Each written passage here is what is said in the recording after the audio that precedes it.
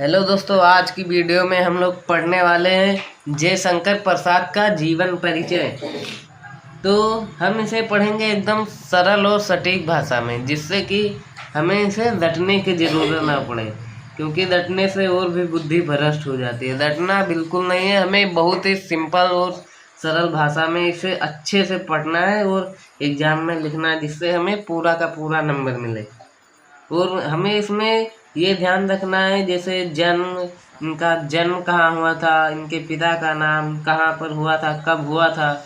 बस यही कुछ 3-4 चीज़ें अगर याद हैं तो इनका हम अपने मन से जीवन परिचय बना बना कर लिख सकते हैं, चाहे वो कोई भी कवि हो या लेखक कोई भी हो, और उनके 3-4 रचनाएं याद हों, बस हम लिख सकते हैं। तो चलिए आज की वीडियो में हम लोग जयशंकर प्रसाद जी के बारे में पढ़ते हैं, उनके जीवन परिचय पढ़ते हैं। तो चलिए शुरू करते हैं।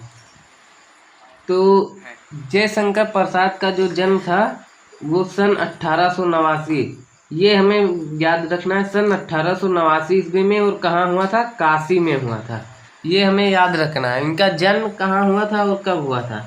इनका जन्म 1889 ईस्वी में काशी में हुआ था। और इनके पिता का नाम क्या था? इनके पिता का नाम था देवी प्रसाद। प्रसाद जी बचपन से ही बहुत प्रतिभावान थे। ये जो लेखक होते हैं, इनमें बचपन से ही बहुत टैलेंट होता है, कुछ ना कुछ टैलेंट होता है जरूर। और फिर हमें लिख लेना है इसमें, बचपन में ही इनके पिता तथा बड़े भाई का देहांत हो गया। इनके पिता तथा बड़े भाई का देहांत जब ये छोटे थे तभी हो गया था। और फिर लिखना है, प्रसाद जी को रचनाएं लिखने का बहुत शौक था। प्रसाद जी बचपन से ही मतलब बहुत रचनाएं लिखना शुरू कर दिए थे। फिर हमें आगे लिखना है, बचपन में ही इन्होंने कई कविताओं की रचना किया। बचपन से ही इन्होंने बहुत सारी कविताओं को लिखना शुरू कर दिया था। फिर हमें लिखना है, इनके घर की स्थिति ठीक नहीं थी, इसलिए इन्होंने घर पर ही स्वाध्याय से अनेकों रचनाओं को लिखा। मतलब कि ये इनकी जो घर की स्थिति थी वो ठीक नहीं थी, और ये कभी स्कूल कॉलेज नहीं गए। जो भी इन्होंने सीखा या पढ़ा, इन्होंने केवल घर पर ही सीखा या पढ़ा, और बहुत सारी रचनाओं को लिखा अपने मन से और घर पर ही स्वाध्याय पढ़ाई की। फिर इन्हें कई भाषा जैसे हिंदी, अंग्रेजी, संस्कृत आदि का ज्ञान था। फिर हमें इनकी मृत्यु लिखनी पड़ेगी। तो मृत्यु हम हेडिंग डालकर लिखेंगे।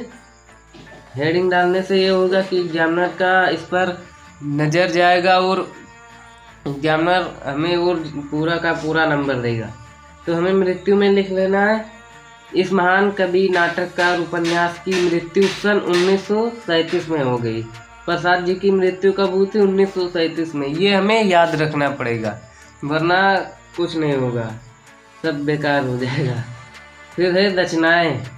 रचनाएं में हमें इनकी 3-4 रचनाएं लिख लेनी है, जैसे कामायनी, आंसू, लहर, चंद्रगुप्त, कंकाल, तितली हो गया आदि। अगर आपको और आता है तो लिख सकते हैं, इसमें कोई नहीं है, बस केवल आपको यहाँ पर 3-4 लिख देना है बस।